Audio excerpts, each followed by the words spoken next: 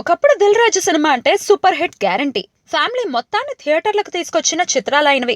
చిన్న సినిమాలతో పెద్ద పెద్ద విజయాలు కొట్టి అందరినీ ఆశ్చర్యపరిచేవారు. ఇప్పుడు సీన్ రివర్స్ అయింది. ఎంతో నమ్మకం పెట్టుకున్న సినిమాలన్నీ పల్టీలు కొడుతున్నాయి. గత 4 ఏళ్లలో 1-2 విజయాలు తప్ప దిల్ రాజు పెద్దగా సాధించిందేం లేదు.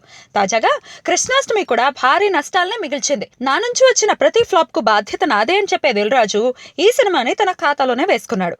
పట్టుకుంటే ప్రతి సినిమా బంగారం అయిపోయే పరిస్థితి నుంచి చేసిన ప్రతి సినిమా ఫ్లాప్ అయ్యే స్థితికి చేరుకున్నాడు దిల్ రాజు. తన అతి చొరవతో, మితిమీరిన ప్రమేయంతో దర్శకుల్ని తమ పని తాము చేసుకోనివ్వకుండా చూడటమే ఈ పరాజయాలకు కారణమన్నది ఇండస్ట్రీ వర్గాల మాట.